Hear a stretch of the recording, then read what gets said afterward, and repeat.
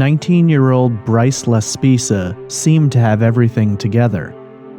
He was attending Sierra College, was living with his best friend Sean, and was dating a beautiful young woman named Kim.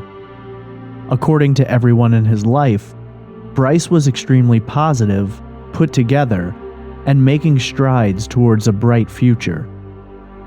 Over the summer of 2013, he came home to Laguna Niguel in Southern California, where he and his parents had moved the year before, escaping the harsh winters of Illinois. It was a cultural change for sure, but Bryce seemed to be enjoying his new environment, and the pros of living in Southern California far outweighed any feelings of sadness from leaving the area he'd grown up in. In August, Bryce returned to Sierra College to prep for classes and settle in with Sean. It was a long drive away, just around 7 hours from home, and by all accounts, Bryce was your typical college student. He enjoyed the freedom of being out of the house, did a little partying, and indulged in the occasional adult beverage. Then, everything changed. On August 27th, Bryce begins acting strangely. He tells his girlfriend she would be better off without him. He tells his roommate that he can have his prized Xbox and a pair of diamond earrings gifted to him by his mother. According to both Kim and Sean, Bryce has been abusing alcohol at a disturbing level and has now begun using the ADHD medication Vyvanse recreationally. Sean places a call to Bryce's parents to tell them he's concerned. On the 28th, Bryce goes to Kim's apartment and ends the relationship officially. She calls his parents, telling them that he isn't behaving normally and she's afraid for him to drive. After speaking with Bryce, his mother instructs Kim to give him back his keys. He sounds lucid on the phone and plays it off that Kim won't return his keys because of the breakup. Bryce's mother is concerned and wants to come visit him to see what's going on, but he tells her not to and that he has a lot he has to tell her. She tells him to go home for the night and to call in the morning. It won't be until around 11 a.m. the following day, on August 29th, that Bryce's parents learn he never went home. Instead, he drove all night and wound up in Buttonwillow, California, close to the halfway point between Sierra College and Laguna Niguel. Bryce's bizarre behavior intensifies, and over the next 24 hours, he is evasive with his parents, sits for prolonged periods of time in desolate locations, and then alleges he's stopping to sleep, but is captured on surveillance footage just minutes later, entering the Castaic Lake recreational area. He's expected to be home by 3:25 a.m. on August 30th, but at 8 a.m., his parents are awakened by the California Highway Patrol, who have found his vehicle, flipped on its side at the bottom of a steep embankment, but Bryce is nowhere to be found. What happened to Bryce Laspisa? Did he run off from some issues in his life and is now living as a transient? Could the accident have caused a head injury, which resulted in amnesia or a fugue state? Did alcohol and drug abuse lead to psychosis, or possibly even suicide? Or was Bryce the victim of a random act of violence in the early morning hours? This is Trace Evidence, Episode 43, The Bizarre Disappearance of Bryce Laspisa.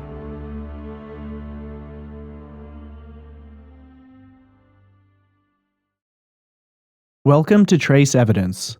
I'm your host, Stephen Pacheco. In today's episode, I examine the bizarre disappearance of Bryce Laspisa in August of 2013.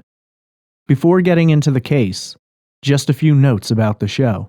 Trace Evidence is a weekly true crime podcast focused on unsolved murders and missing persons.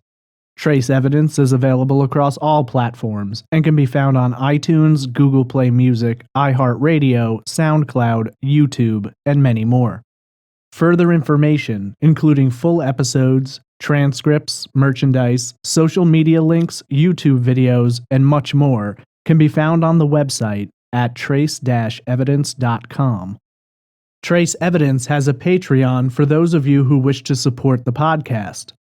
Patrons receive shoutouts, stickers, ad-free episodes, and special updates. This podcast is a complete one-man operation, so if you wish to help, please check out the Patreon page at patreon.com/traceevidence. Donations can also be made via PayPal for those of you who wish to help but don't want to use Patreon. There is a PayPal donation button on the website.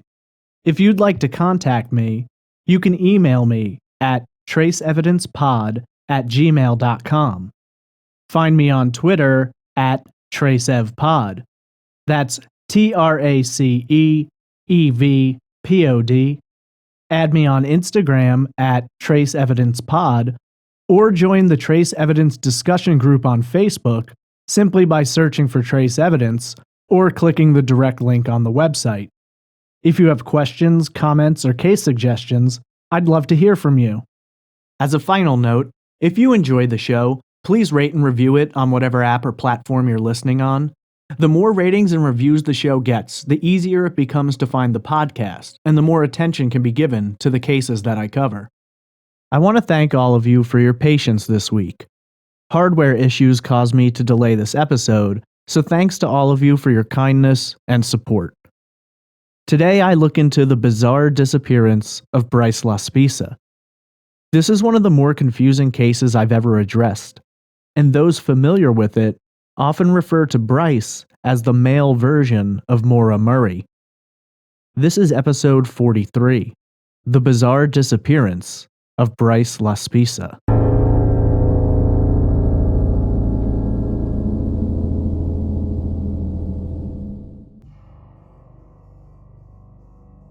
Bryce David Laspisa was born on April 30th, 1994, to parents Karen and Michael Laspisa. Bryce was raised in Naperville, Illinois, located in DuPage and Will counties. Naperville is a suburb of Chicago, located approximately 50 miles southwest of the Windy City. Naperville is the fifth largest city in Illinois, boasting a population of approximately 147,000 residents, and has been frequently ranked by USA Today and Business Insider as one of America's safest cities.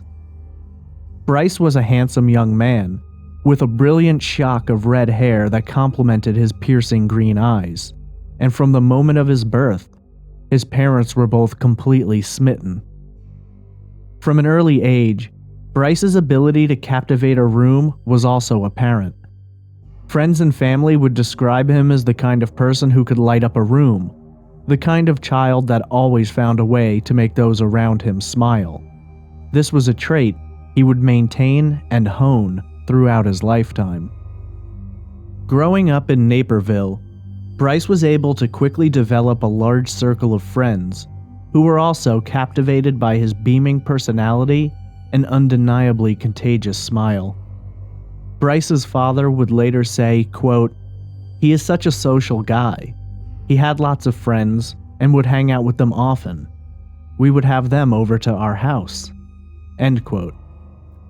Bryce's magnetism and charisma was not simply limited to his knack for making others feel good, but was an outgrowth of his deeply thoughtful mind and soul, and he would share his thoughts and dreams not only with his friends, but with his parents, with whom he had a remarkably close relationship. Karen would later say, quote, "He would talk to Mike and I about any subject, an open book. We always say that he gets that from his mom because I'm an open book, and it was always just very easy." End quote. Bryce was a highly intelligent young man who performed well in school, but above all else, was described as a happy person. He was always smiling and looking to cheer up others when their days were bad. He wasn't prone to silent contemplation or deeply pensive moments, but instead, addressed everything with his particular brand of optimism and positivity. While for many, the older they get and the further they progress in school, the wider the gap comes between themselves and their families, and moments of teenage angst aren't uncommon. For Bryce, though, these moments were few and far between, and often went by as unnoticed for how short-lived they were. To this day, those who knew Bryce recollect him as a beam of sunshine, and his family never felt that he held back or created any distance between them. During his childhood and throughout the rest of his life, Bryce was shown to have a gift for art. His sketches and drawings show incredible promise, and it's in the field of art that Bryce would eventually pursue a career. As he grew older, his interest in sports developed along with his frame, and as Bryce grew taller, peaking at 5 foot 11 inches, and thicker, weighing approximately 170 pounds, his athletic abilities became sharper and more defined. While attending Naperville Central High School, Bryce played football and recreational league baseball. His talent, be it on the gridiron, on the diamond, or on a sketch pad, was undeniable, and he excelled at everything that he put his mind towards. In 2012, Bryce would graduate from Naperville Central High School, but his college targets were somewhat up in the air. While he certainly had the interest in going to an institution of higher education, there was a move coming up. Michael and Karen were retiring shortly after Bryce's graduation, and the family would pack up and leave their home, heading out west. Ultimately, the Laspisa family settled in Laguna Niguel, California. Laguna Niguel is located in the southeast corner of Orange County in the San Joaquin Hills. The city is bordered by Aliso Viejo, Dana Point, Laguna Beach, Laguna Hills, Mission Viejo, and San Juan Capistrano. The city is much different from what Bryce was used to, with the winters of Illinois becoming a dim memory, replaced with the sun, surf, and sand of Southern California. Laguna Niguel's population is less than half that of Naperville, sitting at approximately 65,000 residents. And for anyone who has ever traveled from the suburbs of a Midwest city in America to the hills and oceans of Southern California, the culture is as varied and different as can be imagined. For Bryce, though, this wasn't exactly a challenge. The charisma he'd carried with him his entire life played just as strongly in Southern California as it had in the suburbs of Chicago.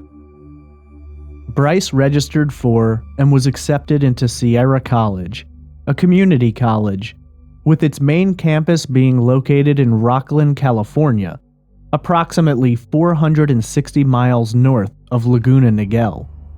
It wasn't a short drive, with Sierra College being just over 7 hours away. And while Bryce's parents were excited about his prospects, this would limit the likelihood that their son would be coming home for weekend visits. This, though, was all part of the college experience, as they saw it. College was a place for Bryce to go out on his own, learn to take care of himself, to be responsible for his grades, his laundry, his food, and everything else. Bryce had always been a very responsible young man, and had steered clear of trouble, with his parents believing that they had succeeded in raising him to be the kind, dependable adult he was blossoming into. As is to be expected of a teenager on the crest of adulthood, Bryce did step outside the lines of what was considered acceptable behavior, on occasion. According to his parents, he had experimented with alcohol in the past, though nothing for which they considered it a major issue. His father stated, quote, "He's a regular kid.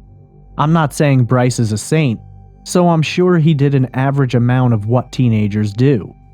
He did have a couple of incidents, but they weren't a magnitude enough for us to say there's a serious problem here." End quote. This kind of behavior isn't necessarily out of line with young adults who are having fun in high school and then proceeding on to college. College parties are notorious for having drugs and alcohol present, so for Bryce to have experimented isn't that shocking. One would imagine you'd be hard-struck to find many college-level kids who weren't having the occasional drink or dalliance with an illegal drug. Regardless of those types of behaviors, there didn't appear to be any true negative impact on Bryce, his academics, or his personality. He remained the charming and polite young man he'd always been, and his outlook continued to be full of optimism and excitement. He was very much looking forward to college, to making new friends, and to carving out a future for himself. During his first term at Sierra College, he met and began dating a beautiful young woman named Kim. According to his parents, Kim was a sweet girl, and they got along very well. They weren't too sure about how serious the relationship was, but according to Karen, they knew the relationship was more than casual when the two changed their relationship statuses on Facebook and began sharing a lot of photos together. Karen would also say that, in her experience, Bryce treated Kim very well and was showing all indications that he was respectful, caring, and loving. Bryce's first year at Sierra College went off without a hitch. He had successfully completed his classes, pulling in good grades, and seemed to thoroughly enjoy the experience. Due to the distance between the college and his family's home in Laguna Niguel, Bryce had only come home for major holidays and breaks throughout the year. Now, he would be coming home to spend the summer with his parents, as well as his girlfriend who lived in Chico, California. According to Mike and Karen, all seemed well with their son. They noticed no changes in behavior, no changes in attitude, and if nothing else, Bryce seemed happy with his life and excited about the future. Throughout much of the summer, he had spoken about looking forward to his sophomore year and the possibilities that came with it. While he had done well previously, he had been a new man on campus, but going back was to assure he'd reconnect with friends he'd made, and he'd likely make new ones as well, making the experience all the more immersive and exciting the second time around. All of this would change rather rapidly, though. Bryce returned to Sierra College for his sophomore year in August of 2013. Now 19 years old, he hopped in his beige 2003 Toyota Highlander SUV and made the nearly 500-mile drive.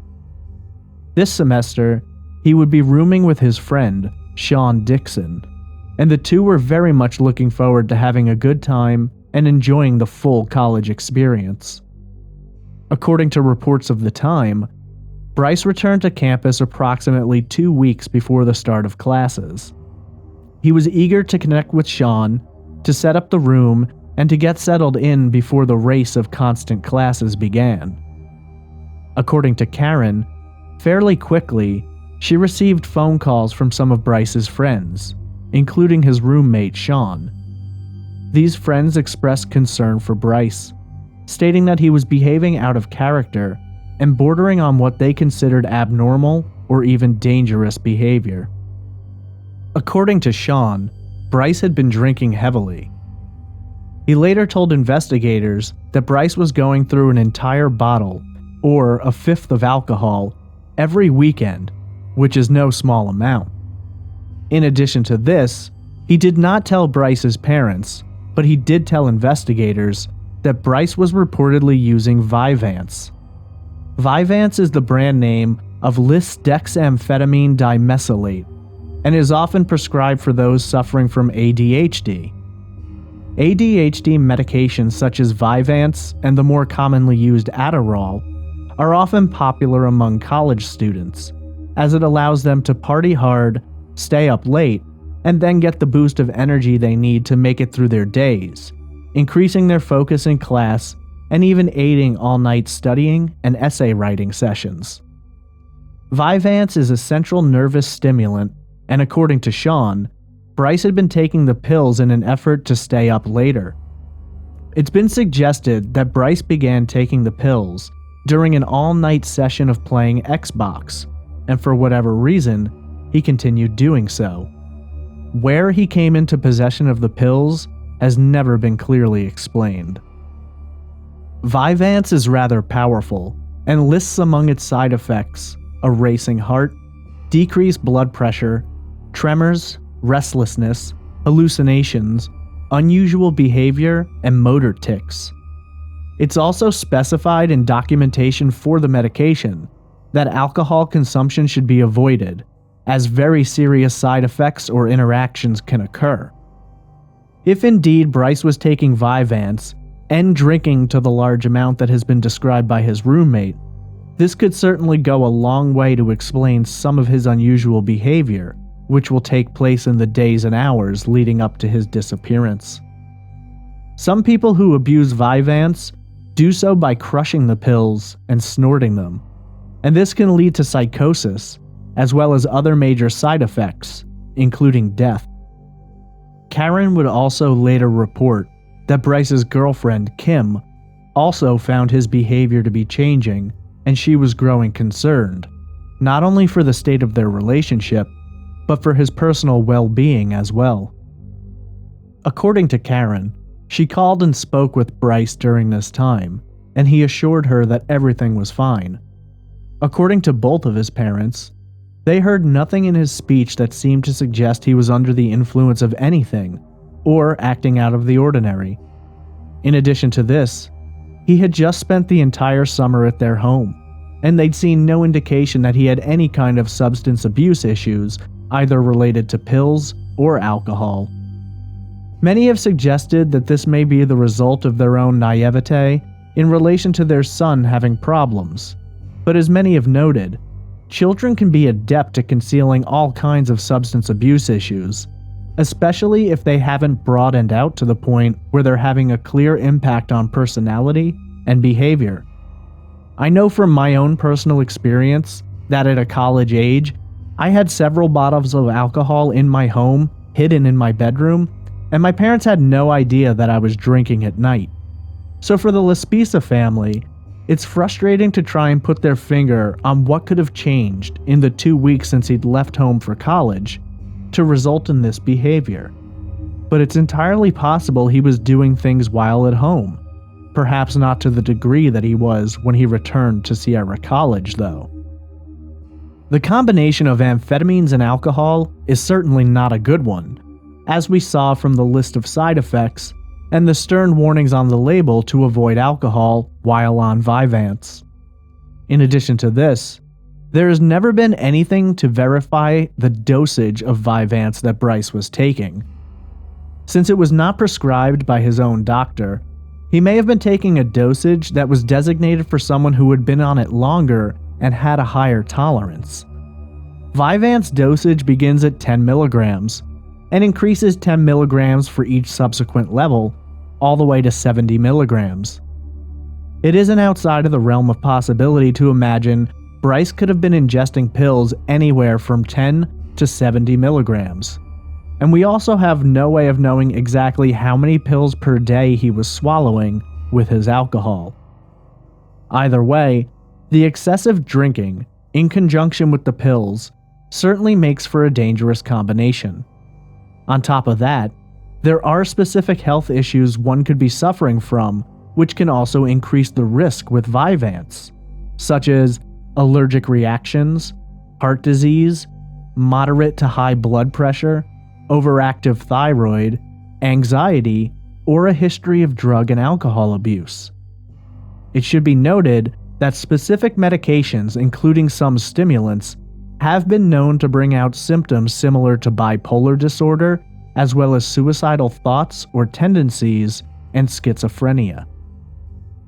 A comprehensive timeline helps display Bryce's activities and behavior in the days leading up to his bizarre changes and ultimately his disappearance.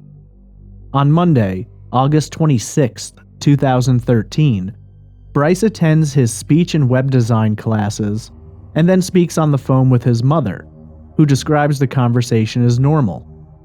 Later that day, they receive a photo of Bryce, looking happy, and posing with a Madden NFL Xbox game. On Tuesday, August 27th, Bryce's girlfriend Kim notes an oddness in his behavior and asks him if everything is all right. Allegedly, during this talk, Bryce admits to Kim that he's been taking Vyvanse. When Karen speaks of this later, she refers to the conversation and relays Kim's statement saying, quote, "He was acting strange and he admitted he took that pill," end quote. Sometime between Tuesday the 27th and Wednesday the 28th, Bryce and Kim exchange text messages and his odd behavior continues. According to Kim, she asks Bryce if he wants to break up with her, and he sends a text message back telling her that she'd be better off without him. It's also during this time that his roommate, Sean, finds Bryce's behavior to be extremely out of character. According to Sean, at this time, Bryce gives him his Xbox, which he's reported to have loved, as well as a pair of diamond earrings, which his mother had given him. According to Karen, Bryce loved the earrings and cherished them, so this behavior, which they don't find out about until later, will raise red flags about Bryce's possible intentions. On Wednesday night, Bryce arrives at Kim's apartment in Chico, California, at approximately 10 p.m. According to Kim, Bryce continues behaving oddly, and the two discuss his behavior and the state of their relationship. Bryce reportedly breaks up with Kim, but she, concerned for his well-being, takes his car keys and refuses to give them back. At this point, she calls Bryce's parents and speaks to them, explaining that Bryce seems to be in bad condition and she doesn't think it's a good idea for him to be driving. Bryce first speaks to his father, who later says, quote, "He told both of us the same thing. He told me, 'I want my keys, I want to go home.' I broke up with Kim, so she won't give me the keys. And I said, 'Bryce, are you okay?' 'Yes, I'm fine, Dad.'" End quote. Karen also speaks to her son at this point and says, quote, "I said, 'Bryce, I'm worried.' I said, 'Let me come up there tomorrow. Let me fly up there tomorrow.' And he says, 'Mom, no.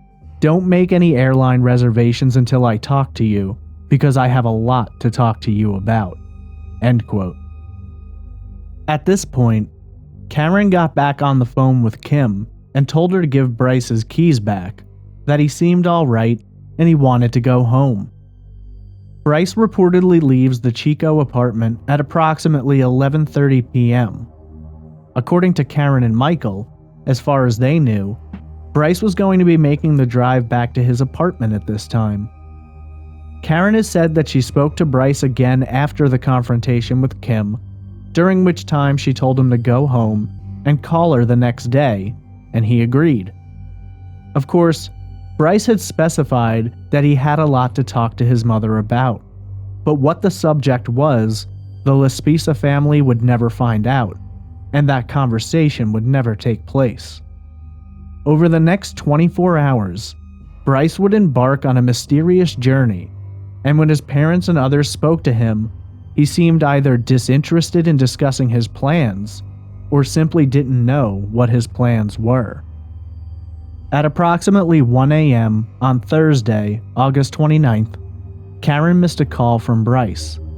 When she woke up and found the missed call, she assumed it was from her son letting her know that he had arrived back at his apartment. She wouldn't discover until later, during the investigation, that this phone call was made from Bryce's cell, but pings of his phone placed him hours away from his apartment, heading in the opposite direction. According to the official timeline, at approximately 9 a.m., Bryce makes a roadside assistance call. He's run out of gas and is located in Buttonwillow, California. Buttonwillow is located in Kern County and is 26 miles west of Bakersfield, with a slim population of only 1,500 residents. While Bakersfield has a much larger population, this area of California is dotted with smaller towns spread out with empty wilderness between them. I've driven through here before, and there are definitely some desolate-looking places and large gaps of vacancy in between. Why Bryce was in this location has never been fully understood. Karen and Michael received a call that morning at 11 a.m. from their insurance company, State Farm. This is the first time they're notified that Bryce used the roadside assistance, and they're told about the charge. Not understanding why Bryce would be in that location, his parents assumed that he'd begun driving home. Buttonwillow places him approximately halfway between Sierra College and the family home in Laguna Niguel, just 178 miles away. What is interesting to note is that, according to Google Maps, if Bryce had headed straight towards Buttonwillow from his ex-girlfriend's apartment in Chico, the total driving time is only approximately 5 hours and 43 minutes. However, he doesn't place the call to roadside assistance until 9 a.m., meaning that nearly double that time, 9.5 hours, have passed. What Bryce was doing for all that time, where he was going, or what his intentions were, remain unknown. I do want to specify there is some confusion about the roadside assistance point here. According to multiple sources, Bryce placed his roadside assistance call at 9 a.m., but no one arrived with gas until 12 p.m. Other reports suggest that the call was placed earlier and that at 9 a.m., Bryce was given gas. This second explanation seems to be most prominent and fits the timeline more accurately, and therefore it is the account that I will be using. Being that Bryce had already received the gas he needed, Karen couldn't understand why he hadn't called and why he wasn't answering his phone. Bryce reportedly received 3 gallons of gas, for which he paid $20 using his credit card. The gas is delivered by a roadside assistance serviceman named Christian, who worked locally at Castro Tire and Truck. Another note is that, were Bryce planning to head home, he would have arrived home around 12 p.m.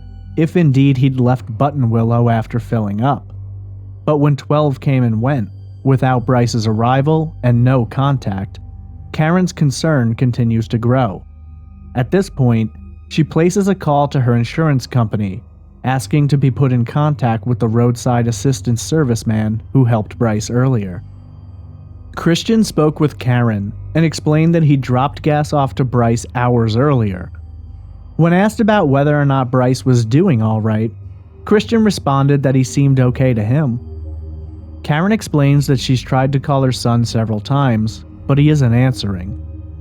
Christian volunteers to head over to the spot where he found him earlier that morning, but Karen tells him not to worry.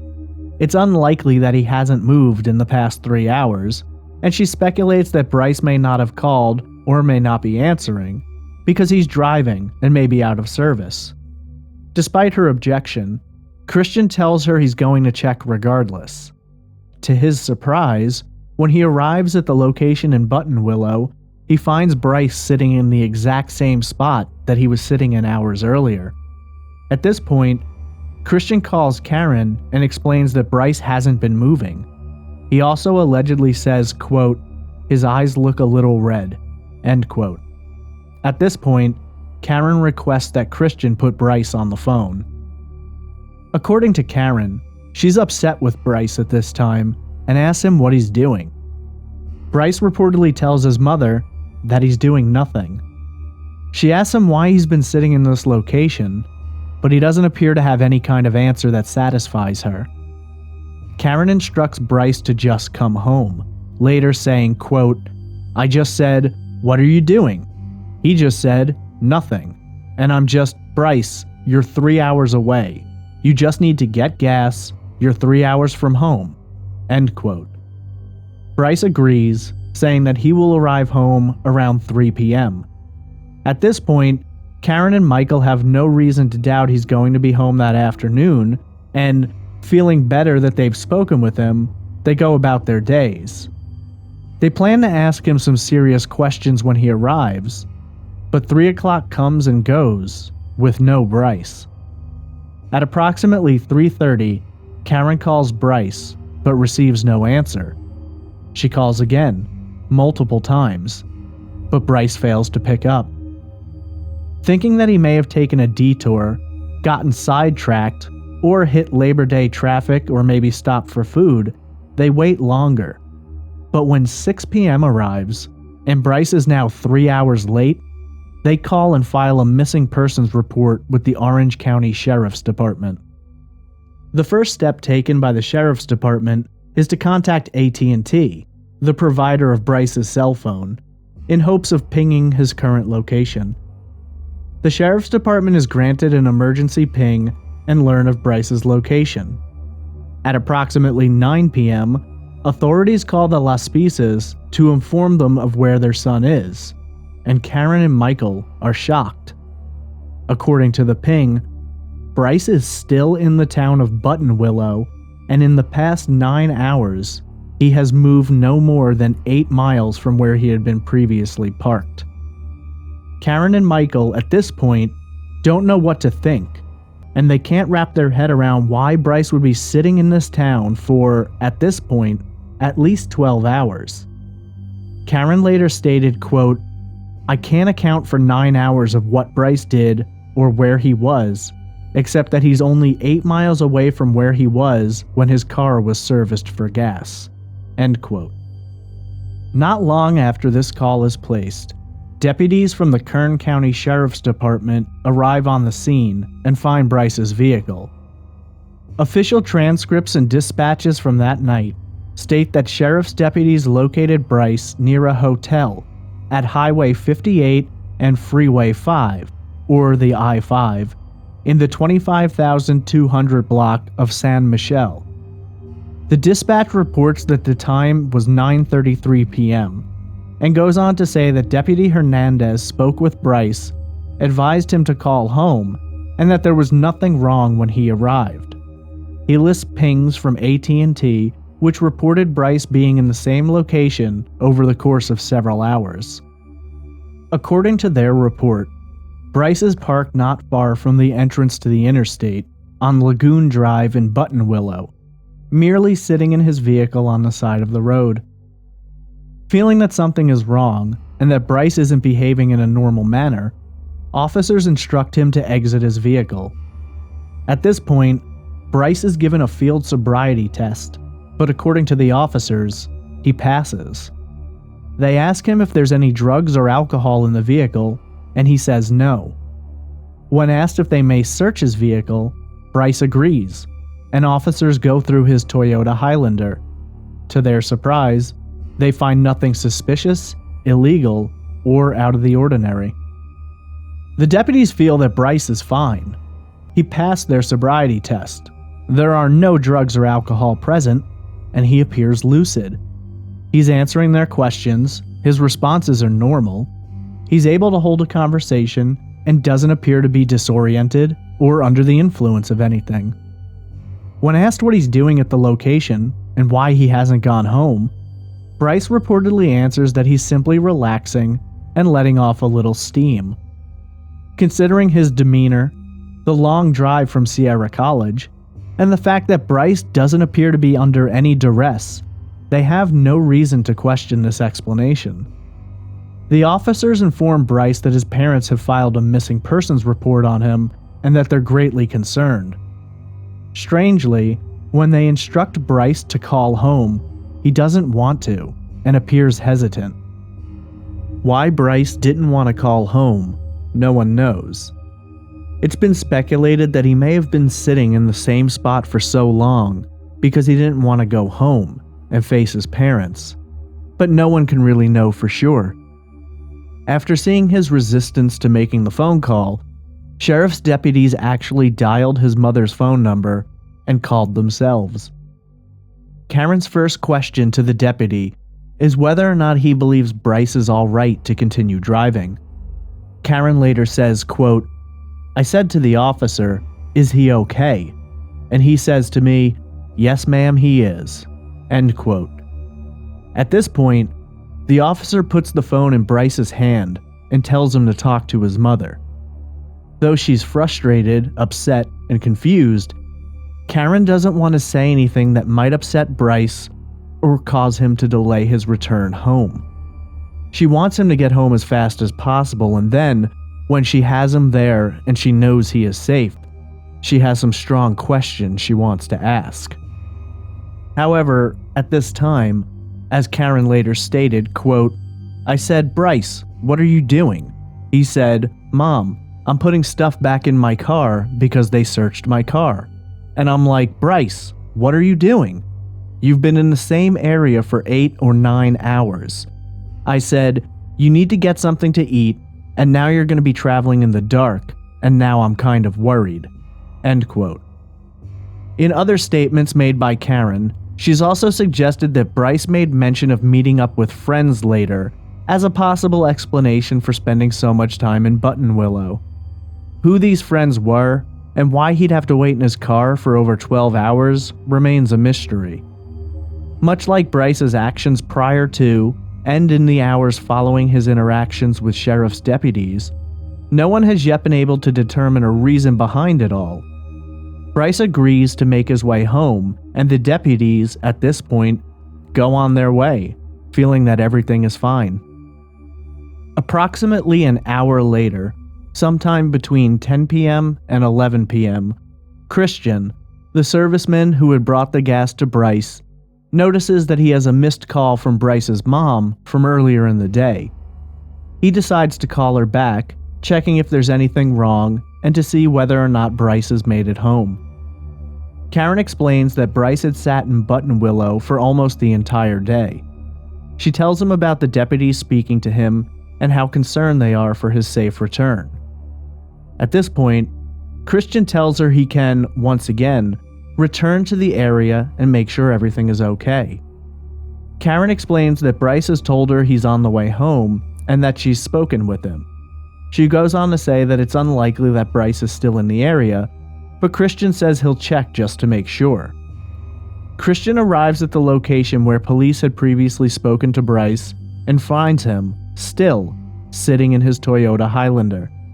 Christian calls Karen back within 15 minutes of their initial call and explains that Bryce still hasn't moved. Bryce has now been sitting in Buttonwillow for at least 13 hours. Christian, at this point, tells Bryce to begin driving and that he's going to follow him onto I-5 South. The I-5 runs from Mexico well up into Canada and is the main interstate that Bryce would use to make his trip south towards Laguna Niguel. Bryce speaks to Karen at this point, by Christian's insistence, and Karen tells him to drive safely and to keep his cell phone on so that they can keep in touch with him. They also do this so that they may be able to have his phone pinged to acquire his location should he, again, fail to arrive home in time. Christian follows Bryce, who gets on the I-5 heading south. At this point, Christian continues for 10 miles before pulling off the interstate and calling Karen. He explains that Bryce is now moving along the I-5 and that he seems to be driving well and is heading in her direction. Karen is grateful to Christian and thanks him for his concern and his efforts. At approximately 12:30 a.m., Bryce stops for gas and purchases a soft drink. Karen attempts to call Bryce at 12:50 but receives no answer. At approximately 1:50 a.m. on Friday, August 30th, Karen gets in touch with Bryce again. Karen and Michael are concerned and want to know where he is, but Bryce is evasive in his responses. He explains that he had been on the I-5, then had taken a detour, and now was back on the I-5. Michael gets on the phone with his son and asks him to describe landmarks, but Bryce says it's too dark to see any. Michael asks for Bryce to tell him what signs he's passing, but Bryce states there are no signs, or that he simply can't see the signs. It's not exactly clear. Either way, it seems apparent that Bryce is avoiding giving out information about his exact location. He does, though, explain that his GPS suggests he will arrive home at 3:25 a.m. The last contact between Bryce and his parents takes place at 2:09 a.m. Bryce calls home and speaks to Karen. According to her, he explains that he's feeling really tired and is planning to pull off the road to sleep in his car for a while before continuing home. His parents feel this is a good idea, considering he's been awake for somewhere between 24 and 30 hours, and they think that getting some rest might help clear his head and assure that he arrives home safely. They're concerned about him driving while tired, and so they tell him to find a safe place to park for a few hours. He tells them that he's pulling off the I-5 and is parking in a residential area. This is the last time Karen and Michael Laspisa will ever speak to their son. Around 8 a.m. that morning, Mike and Karen hear the sound of the doorbell. Assuming it's Bryce, having finally arrived home, they race to the door. To their surprise, they don't find Bryce waiting for them and are instead confronted by an officer of the California Highway Patrol. The officer asks if they're the owners of a 2003 beige Toyota Highlander, Bryce's SUV. When they confirm that the vehicle is their son's, the officer informs them that the vehicle was found abandoned that morning in the Castaic Lake area. According to the officer, the vehicle was found on Main Ramp Road, an access road leading to the Castaic Lake recreational area, which parallels to Lake Hughes Road, which leads up the hill towards a cell tower. The crash site location was approximately a 2-hour drive north of Laguna Niguel. The vehicle was located at 5:30 a.m. The officer goes on to further state that not only was Bryce not found at the location of his vehicle, but that the vehicle itself was not merely abandoned. It had crashed and was found lying on its side, at the bottom of a 25-foot embankment at the base of a steep hill.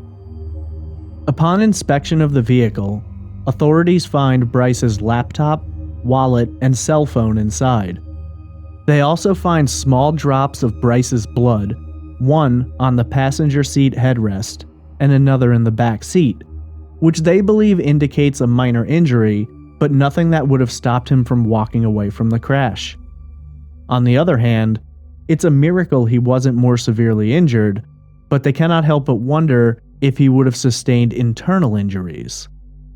The rear window of the SUV was smashed out, and investigators believe that it had been broken out from the inside and not during the crash itself, and for them, they begin to theorize that this may have been how Bryce exited the vehicle following the crash.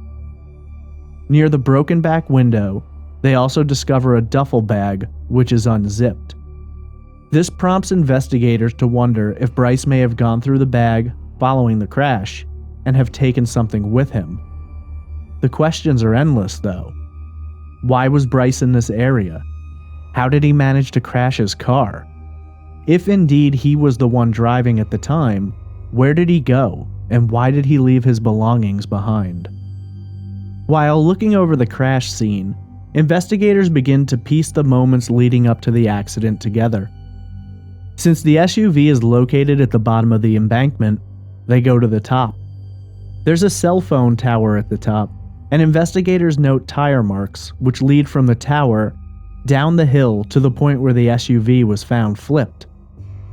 Inspection of the tire tracks shows that larger-sized rocks have been kicked up, and there's evidence that, while going down the embankment, the driver was pressing the accelerator and speeding up, rather than hitting the brakes to slow down.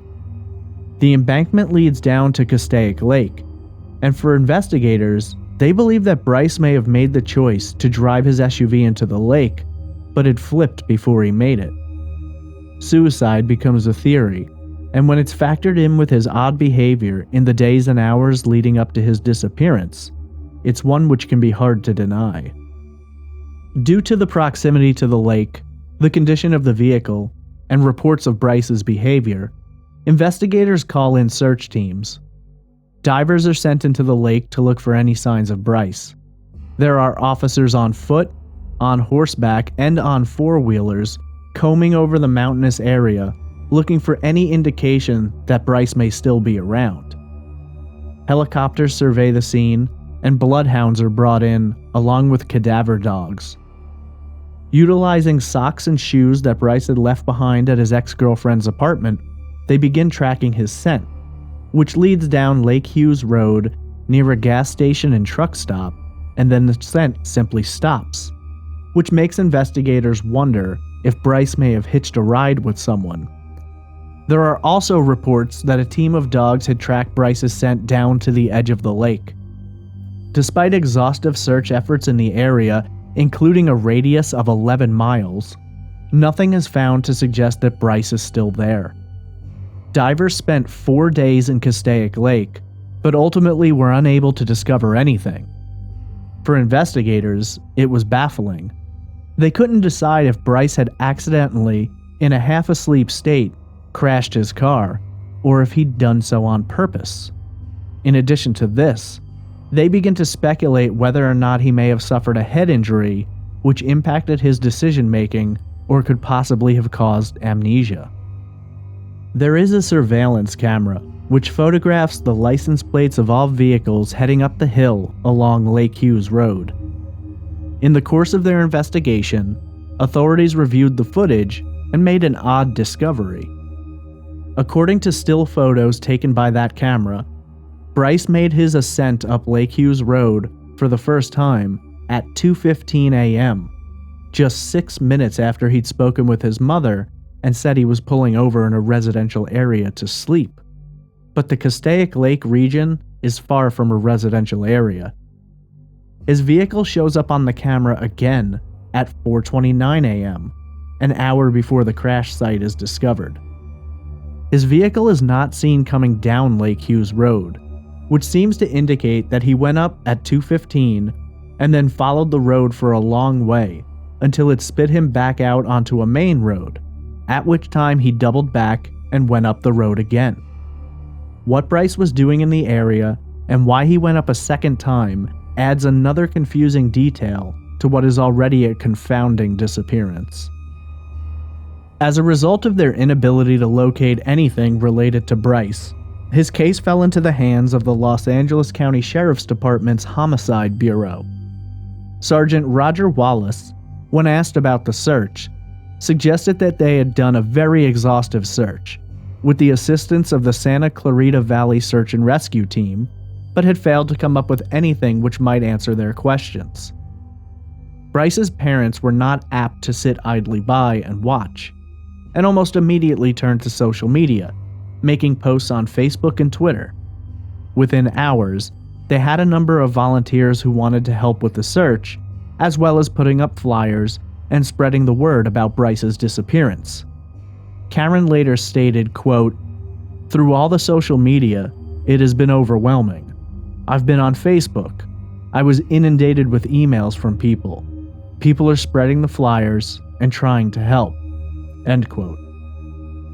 Investigators began speaking to people close to Bryce, though outside of drug use, alcohol use, and his recent odd behaviors, there was little to be gleaned from them. Bryce's roommate explained that he had given him his Xbox and earrings, though he claims to have no understanding as to why. In addition to this, Sean revealed that, on the night Bryce vanished, he received a text from him. The text read, quote, "I love you, bro. Seriously. You're the best person I've ever met. You saved my soul." End quote. The search for Bryce continued throughout the weekend, but by the following week, efforts had been reduced, and Bryce's case was changed from an emergency search to a more casual search, feeling that there was no likelihood that they were going to discover anything new at Castaic Lake. This would be the first act which would create a rift between the Laspisa family and the investigators working the case. While Karen and Michael felt that Bryce's case wasn't being addressed as thoroughly as they would have liked, investigators felt they had little to go on, and if, in fact, Bryce had walked away from the accident, they had nothing to give them a direction to go in. On Wednesday, September 4th, 5 days after Bryce vanished, police responded to a fire burning in the area of Castaic Lake, near to where Bryce's vehicle had been recovered. Once on the scene, they found the body of a deceased male had been set on fire. For days following the discovery, the Laspisa family waited with bated breath, but the decedent was ultimately identified as a man from Los Angeles, and not Bryce Laspisa.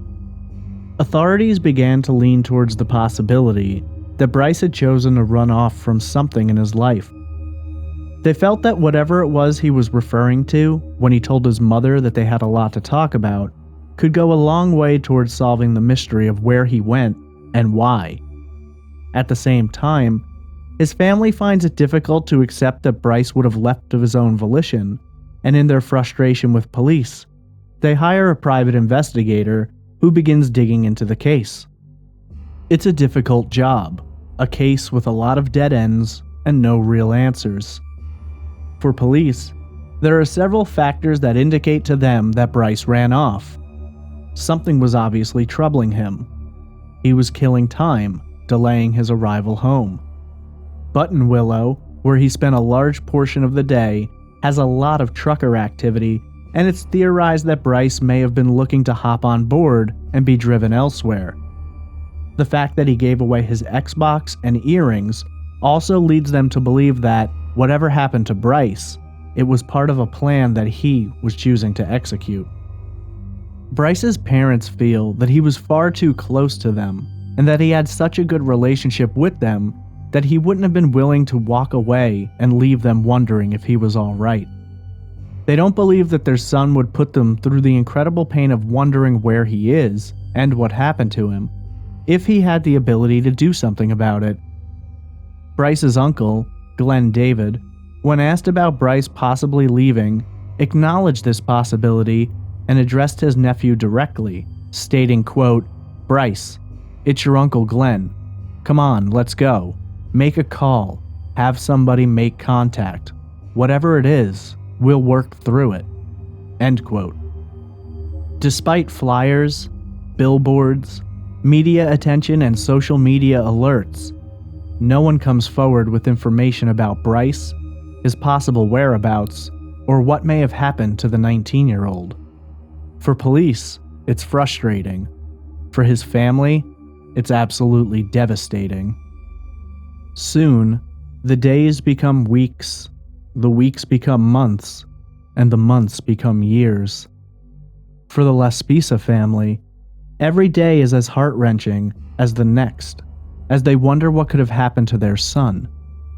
The bizarre circumstances of his last known days and hours continue to weigh heavily on the minds of both his family and investigators.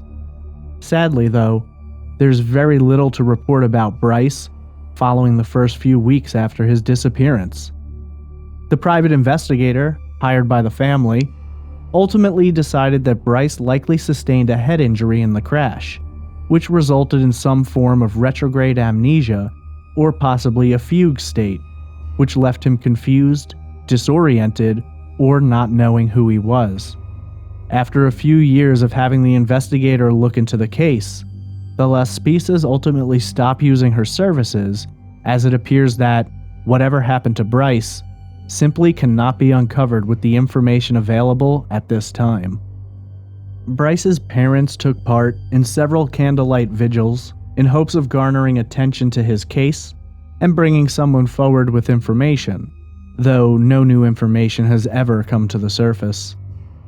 Over the years, they have elected instead to try and spread awareness of his case through random acts of kindness they hoped would be done in his name. When asked about the possibility of a memorial or another candlelight vigil, Karen Laspisa responded, quote, "It has become too difficult to hold these, especially for me. You would think with time, as his mom, I could do an observance, but my pain is still as raw as it was the day he disappeared." End quote. In August of 2015, 2 years after their son vanished, the Laspisa family hired a sonar specialist to check Castaic Lake as thoroughly as possible for his body. After using sonar, nothing was discovered which suggested that any body was in the depths of the lake, which goes as deep as 300 feet in some locations. If indeed Bryce Laspisa is still out there somewhere, he is living a transient existence, for there has been no activity on his social security number, bank accounts, credit cards, or passport. For all intents and purposes, beyond comprehension, Bryce appears to have mysteriously vanished into the darkness of Castaic Lakes region and has yet to be seen again. Since Bryce vanished in August of 2013, nearly 5 years ago, there have been multiple sightings reported, though none of them could be verified. Oftentimes, homeless men in California as reported as resembling Bryce, but when the individual is located, it's never Bryce, or the individual fails to be located in the first place. Sightings of Bryce are not only limited to California, with individuals from across the country calling in sightings. He's been seen everywhere from California to Oregon to Texas, in every form and fashion, from a homeless man asking for change outside an In-N-Out burger to a young man with dreadlocks spending time on the beach. The most recent of these sightings was discussed on the Facebook page Find Bryce Laspisa. In the post, there is a discussion of a homeless man with red hair seen in some tents behind a CVS drugstore. Thousands of tips and sightings have been reported, though none have ever led to Bryce Laspisa. With Bryce's disappearance coming following such bizarre circumstances, many theories have been developed to address what are considered to be the most likely possibilities. Some of these theories have been put forth by investigators, others from the family, and some still from online investigators. The first theory is that Bryce Laspisa elected to run away from his life and his family.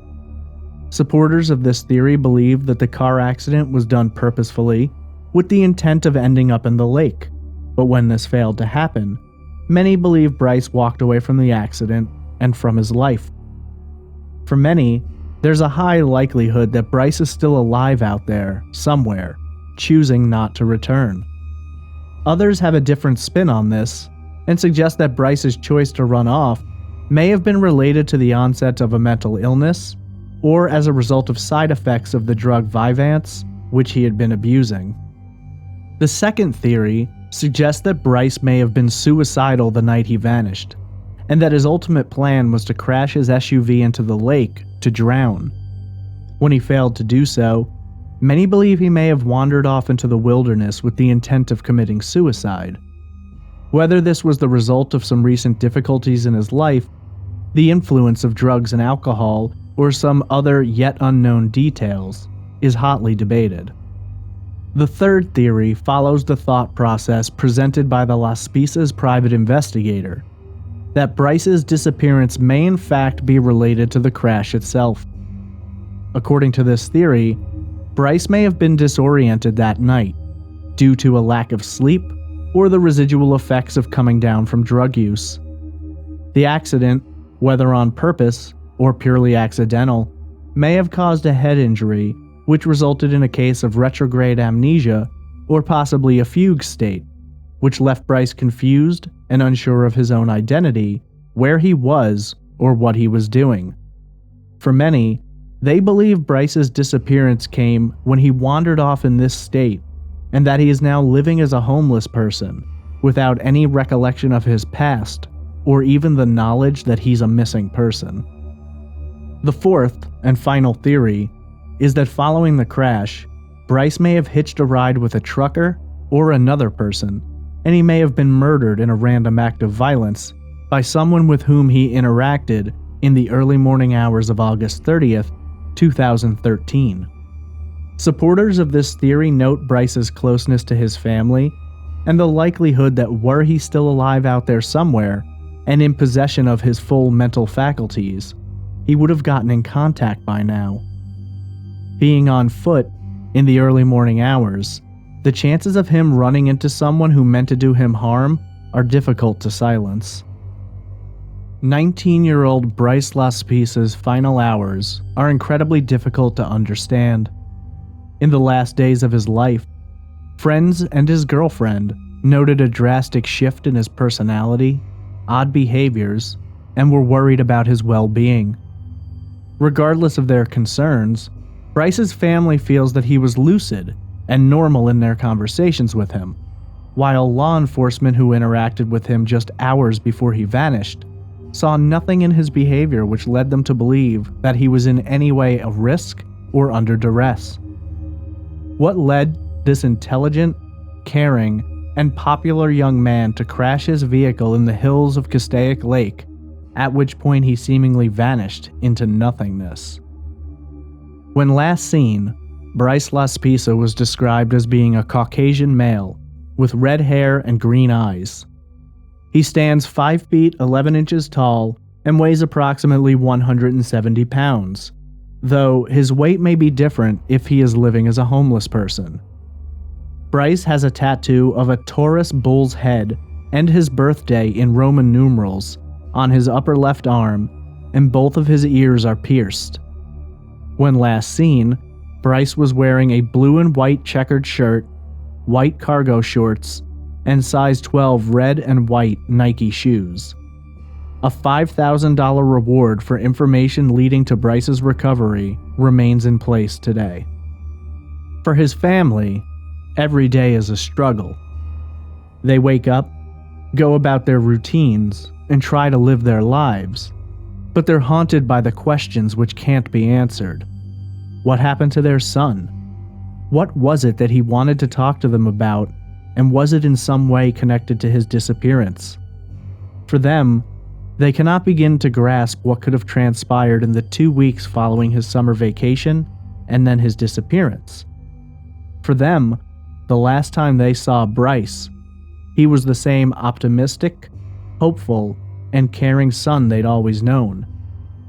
What they do believe is that Bryce is alive out there somewhere, and he needs their help as desperately as they need for him to come home. In the nearly 5 years that have passed, they have never given up hope that he will return someday, though every time a young male body is discovered, or a red-haired homeless man is spotted, their breath catches in their chests as they wait for verification, and so far, it has never been proven to be Bryce. When asked about what she believes may have happened, Karen Laspisa responded, quote, "He never ran away from home. There was never any problem big enough that would make Bryce literally want to walk away from his life. He loved us too much, and we love him too."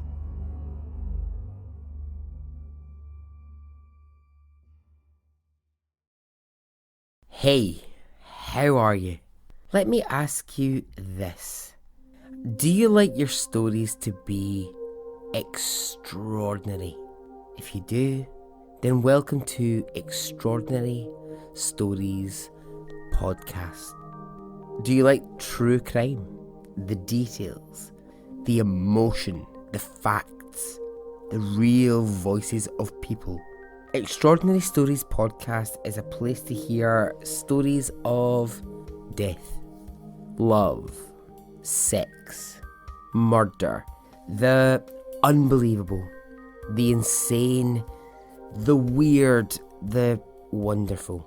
If you want to think, laugh, cry, and scream, then get into Extraordinary Stories Podcast. It's a place to have real feelings.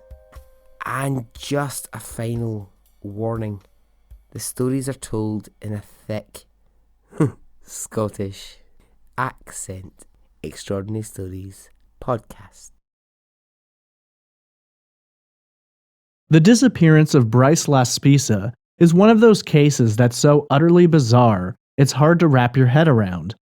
A bright young man, heralded by everyone in his life as a smart, optimistic, kind, caring, and fun to be around person, over the course of a 2-week period, seems to spiral into a dark place, begins abusing drugs and alcohol, and winds up spending a large sum of time driving around, sitting in random places, and ultimately vanishing into a desolate area in the early morning hours. Bryce's case has been discussed since nearly the day he vanished, and for most of those who examine it, they can't help but be confounded by the details and incredibly confused by the evidence, what little there is. For his family, it's a waking nightmare. The idea that your child can leave home seemingly fine, and then suddenly, and without warning, fall into a darkness from which he cannot escape. In this particular case, you'll notice a great deal of detail leading up to the disappearance and very little following it. That's because outside of numerous unverifiable sightings and speculations on all sides of the equation, there's very little to discuss. There's a rift between the Laspisas and the police, with the family feeling that authorities determined that Bryce left of his own volition, and in not so many words, they've implied that the police abandoned this case. On the side of law enforcement, they do believe that Bryce left of his own choice, but they disagree that they've abandoned the case. They simply felt that they had no new leads, no information, and nothing to follow. While they do follow up on reported sightings, they've never found anything which leads them to believe that anyone has actually seen Bryce. They continue to monitor his personal information and are in possession of his fingerprints, DNA, and dental records, which are used whenever a John Doe body is found, but over these past 5 years, they've never found anything concrete that leads them to Bryce. When you're dealing with something like this, with very little information and completely out of the ordinary behavior, you're going to have a decent amount of theories. There certainly are 4 major theories revolving around Bryce, each of which possesses its own evidence and each of which contradicts the others. Bryce's disappearance reminds me strongly of the Rico Harris disappearance, which I covered in episode 4. 2 young men, with some drug abuse involved, who vanished from rural areas in California. Both of them were on long drives, both had people waiting for them to arrive, and both made phone calls indicating their location and that they were stopping to sleep. Though there doesn't appear to be a connection here, the similarities are certainly fascinating. Both stories are remarkably sad, and for both families, they've yet to find answers. The first theory in the disappearance of Bryce Laspisa is that Bryce chose to leave of his own choice. While this is a theory which is often examined in cases where people over the age of 18 disappear, for the most part, I find them to be unlikely. In Bryce's case, this may be more of a likely scenario than usual, but there are several factors which have to be considered. First and foremost is drug and alcohol abuse. We've never gotten a clear picture of who Bryce received the Vyvanse from, as he had no prescription that we know of. ADHD drugs are not a rarity on college campuses, so the source could have been anyone. But I do find it fascinating that while his roommate and girlfriend were concerned about his use, no particular individual was named as the source. Dabbling in prescription drugs without a prescription is dangerous, to say the least. We don't know what dosage Bryce was taking, but were he to have gotten these pills from his own physician, it's likely he'd have begun on a lower dose. Vyvanse is, essentially, methamphetamine, and the impact it can have on the body, as well as the mind, when taken improperly, can be very damaging. When you combine that with alcohol, you've got a recipe for disaster. The question that comes up in my mind is what led Bryce to start taking the pills in the first place. The story's been told that he took the pills to stay up while playing Xbox with friends, but that doesn't really make a lot of sense. It's possible, but if that was the plan, why did he continue taking them? Maybe he liked the way they made him feel, or maybe he was told by a friend about how great the pills were. Anything down this road is speculative, but for someone to do such a quick turn into drugs and alcohol seems to suggest that there may have been something going on in Bryce's life that those closest to him did not know. We could speculate endlessly about it and what it was that he wanted to discuss with his parents, but ultimately we have no way of knowing.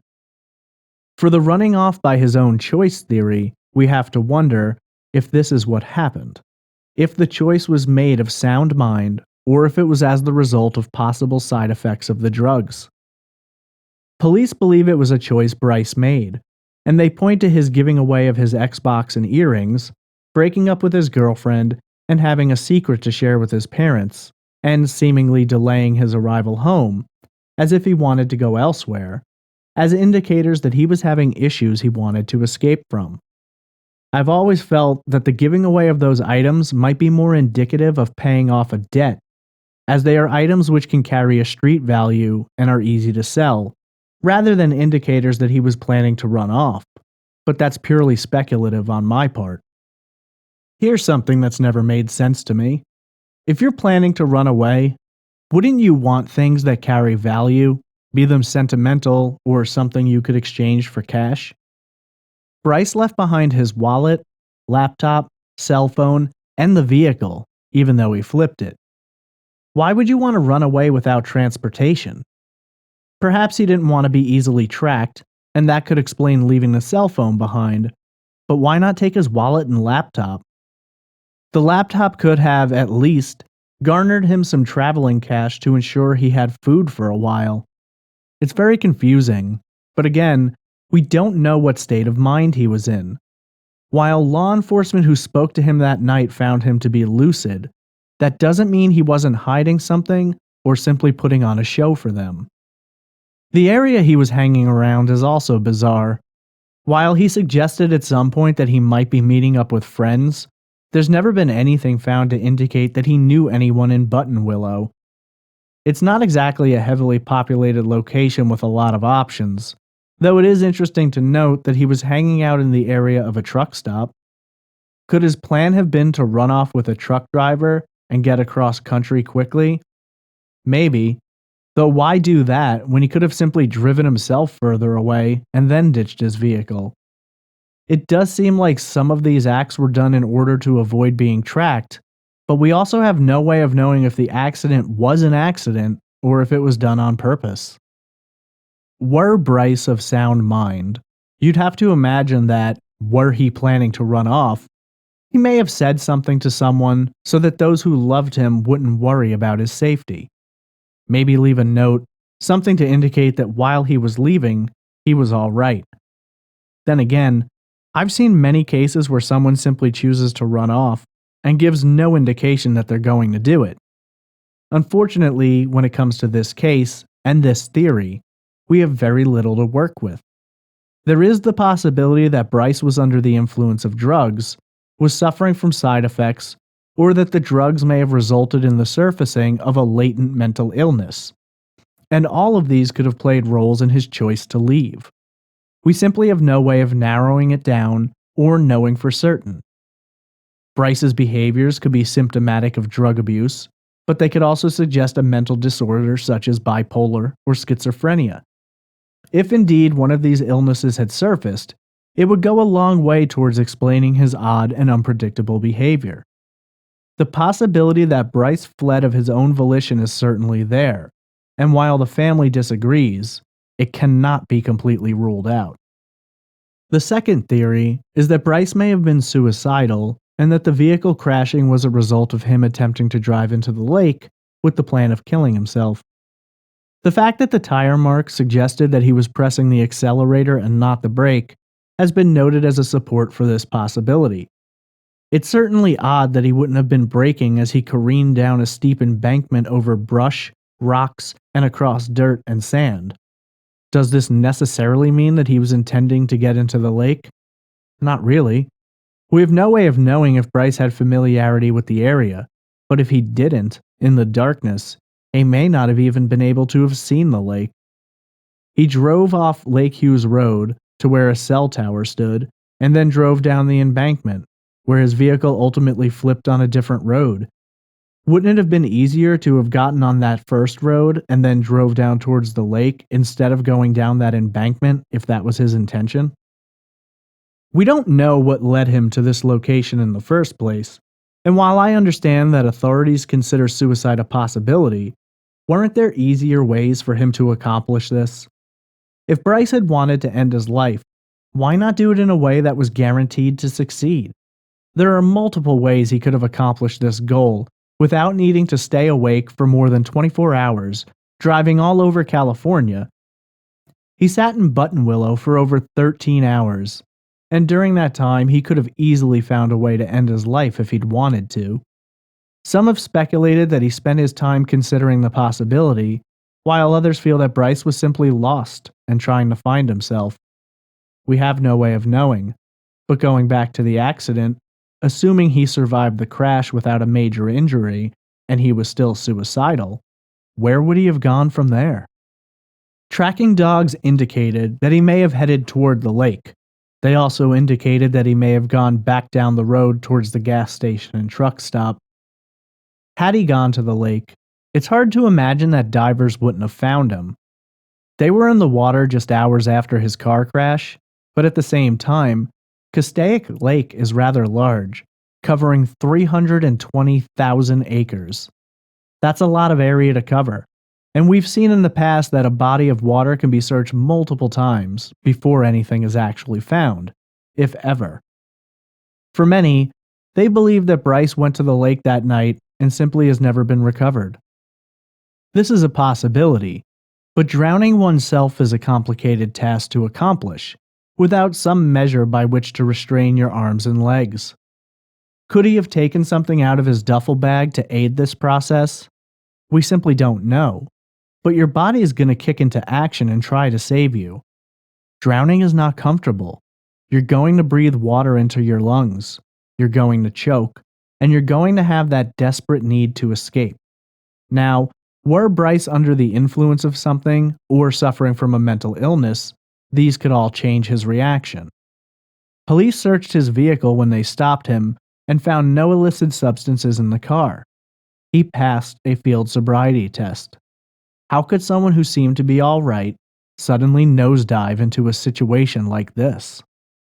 If Bryce did not go into the lake, the one main problem I have with the suicide theory is the lack of a body. Suicide victims do not frequently go out of their way to conceal their remains, and in the nearly 5 years since Bryce vanished, his remains have never been located.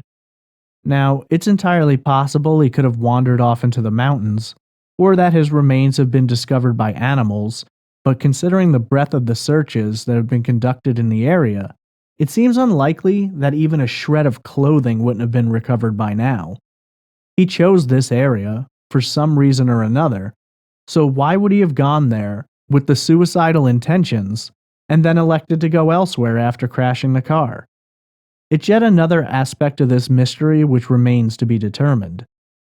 Suicide remains a possibility which can neither be ruled in or out, but in this particular case, it does seem a little less likely than other scenarios.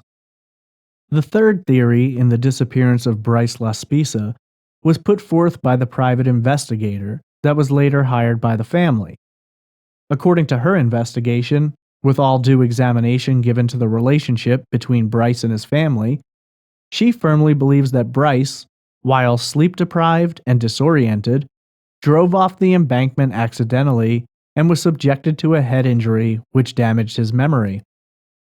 Post-traumatic amnesia is described as a state of confusion that follows a traumatic brain injury. However, there are several things which would occur following a traumatic brain injury, and they don't all point to the possibility of retrograde amnesia.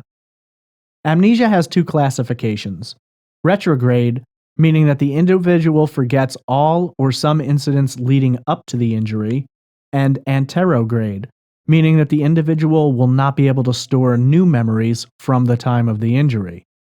For Bryce to have forgotten who he was, he'd had to have been subjected to retrograde. And while there are many instances of this lasting for long periods of time, most studies indicate that the victim will regain his or her memories within days. Based on the very limited amount of blood found in the SUV and the lack of blood in the area, it's difficult to imagine that Bryce sustained a severe enough head injury to have caused these problems. It is important to note, though, that concussions and traumatic brain injuries are not always associated with the necessity of an external injury which will result in blood spillage. There was also the possibility of a fugue state having taken place. A fugue state is a dissociative disorder characterized by reversible amnesia for personal identity, including memories, personality, and other character-defining traits. The state can last days, months, or even years. According to the Diagnostic and Statistical Manual of Mental Disorders, it can also involve unplanned travel and wandering. This certainly sounds like a possibility when we consider Bryce's travels in the days leading up to his disappearance, and ultimately, the disappearance itself. The causes of fugue states are varied, but can include severe stress and traumatic events, even including accidents or violent situations. So is it possible that Bryce entered a fugue state following the accident? Certainly, though it should be noted that fugue states are considered a rarity. If indeed this is what happened, it would go a long way towards explaining his disappearance, and possibly even his actions leading up to it. But what would have caused the fugue state to begin with? Drug and alcohol abuse has been shown, in some cases, to be a contributing factor to a fugue state. It's difficult to imagine that Bryce was in a fugue state leading up to his disappearance, though. He knew his girlfriend, he knew his roommate, and he addressed his parents as mom and dad when he spoke to them on the phone. They didn't notice anything in their conversations which would suggest that he had no idea who he was, let alone who they were.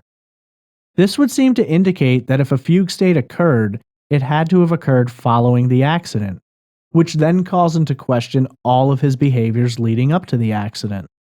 While I completely understand the interest in finding a psychological reason for whatever happened to Bryce, it's difficult to pin it down as amnesia or a fugue state when the details of the hours leading up to his disappearance are factored in. It could have been stress, drug use, or latent mental illness that led him to Castaic Lake. But the concept that he was suffering from something which led him there in the first place, and then he experienced a traumatic brain injury following the crash, which created a fugue state or amnesia, seems like a rather complicated set of circumstances in which a lot of rare and unlikely things would have had to have occurred. Bryce's disappearance is certainly bizarre and defies definition, but trying to put a finger down on one particular factor is nearly impossible. There simply is not enough information currently present which can explain his behavior leading up to the disappearance. For police, they believe that whatever led to Bryce telling his parents that they needed to have a talk likely contributed to his giving away items and vanishing. For them, the possibility of amnesia or a fugue state is slim to none. While these possibilities cannot be completely ruled out, they do seem to fall more into the category of rare or unlikely. If Bryce had simply crashed and then vanished without the strange behavior beforehand, these would seem much more possible. But given the events as they played out, it's difficult to latch on to one of these theories as more than speculative at best. The final theory in the disappearance of Bryce Laspisa is that Bryce, following his accident, became the victim of an act of violence which may have resulted in his abduction or murder. The possibilities here are nearly endless, with everything from Bryce coming across a total stranger who may have had ill intentions, someone looking to rob him, the possibility of a drug debt or a vengeful person from his personal life, or some other incident which is yet to be considered. Police have long theorized about the possibility that Bryce may have hitched a ride with someone in the early morning hours, and this person may have taken him somewhere with bad intentions, or may have given him a ride somewhere where he met someone who was violent. In that rather empty area of California, there are a myriad of places that someone could have concealed a body or left Bryce, where he was unlikely to be discovered. The idea of Bryce getting a ride with someone and then later running into someone else who was violent seems unlikely. You'd imagine that if someone had given a kid fitting Bryce's description a ride at that time, he or she would have become aware of his disappearance and may have made a call. That isn't a guarantee, but it seems more likely than not. While it's purely speculative, it seems more likely that if Bryce became the victim of an abduction or homicide, it was likely conducted by the first person he came across that morning. Being that that area is so desolate, it's hard to imagine someone driving around looking for someone to attack. So there is a less likely possibility that this was a situation of someone who was out looking for trouble simply coming across Bryce, essentially in the middle of nowhere. We can't rule out other factors, though. Someone may have seen Bryce and decided to rob him, although none of his items were taken from the vehicle, or someone may have followed him and waited until he was somewhere where they might sneak up on him. All of these are possibilities, but again, I find myself returning to the accident scene. If Bryce's intention was not to disappear, if this was the result of a random act, then why would he have left his cell phone behind in the accident? Surely this could have been used to call for help, report the accident, check in with his parents. Also, why would he have left his wallet behind? We know he had a credit card, and leaving it in the vehicle severely limited his ability to get assistance, let alone food. He had previously called roadside assistance when he'd run out of gas. This seems like a much more likely situation for him to have made that call. Unless, of course, he knew his parents had tracked him through the previous call and he didn't want to be tracked. Then again, we don't even know with 100% certainty that Bryce was the one driving the vehicle when it crashed. The possibility of a random act of violence can't be ruled out, but again, it seems unlikely. There are so many details which would need to fall into place for this to happen, and none of them go towards explaining Bryce's actions in the hours leading up to his disappearance, nor his choice to leave important items behind in the SUV. While I think a random act of violence is certainly a possibility, a full examination of the major theories in this case seems to put a majority of the weight away from a random act of violence and more in line with the possibility that whatever happened to Bryce was something he chose to do. Whether that choice was due to the influence of drugs, alcohol, head trauma, mental illness, or some combination of all remains to be determined. The disappearance of Bryce Laspisa is one of the most frustrating cases I've ever examined. All unsolved cases are rife with unanswered questions, but in this instance, the questions themselves are mysterious too. What happened to this young man to lead to his bizarre choices? What led him to Castaic Lake? What did he want to talk to his parents about, and why did he seem reluctant to call them? Why did he sit in Buttonwillow for nearly 13 hours, and why was he, seemingly, avoiding going home after giving away personal items and severing his relationship with his girlfriend?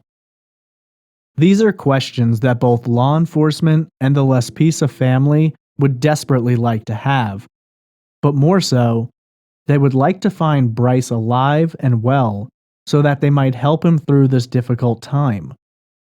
It's been nearly 5 years since anyone verifiably laid their eyes on Bryce, and in that time, there have been numerous sightings, but nothing which has ever been proven true.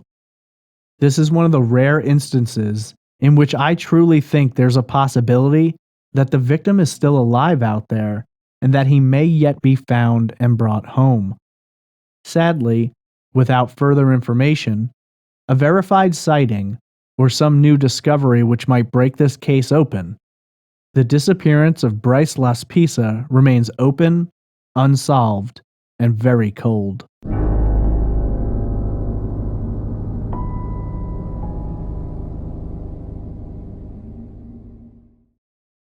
If you're interested in finding more information about the disappearance of Bryce Laspisa, there are several news articles and websites which address his case. The television series Disappeared did an episode covering his story titled The Road to Nowhere.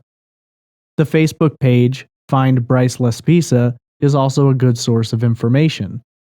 If this case interested you, check out episodes done by Crime Junkie and California Dreaming, who have both touched on this case.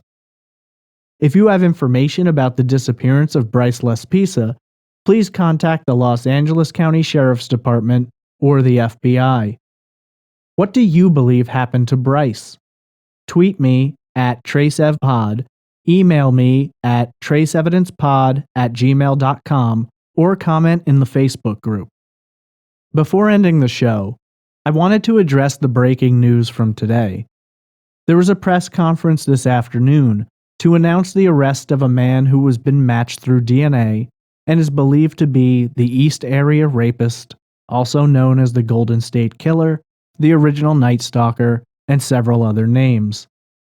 This is a tremendous day for law enforcement, for the true crime community, and for the victims and their families. While I'm not here to tell you not to celebrate, I would ask that you take a moment to think about the victims and their families. This is likely a day of mixed emotions for them, and while an arrest may close the wounds for some, it may open them for others. The road to healing is still a long walk. Much of the information is still being concealed, pending legal proceedings, and I'm sure in the coming weeks and months we will learn much more about what has happened. There will likely be books, movies, and television shows digging into this story. I'm simply glad that justice seems to have come for something so many thought would never be solved. It brings hope that all cold cases may someday receive their answers. If you'd like to support Trace Evidence, please visit the Patreon page located at patreon.com/traceevidence.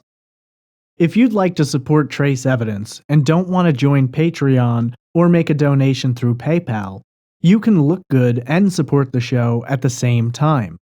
Visit traceevidence.threadless.com or click on the merchandise link on trace-evidence.com and get yourself a t-shirt, tank top, or an item of home decor to help show your love for Trace Evidence.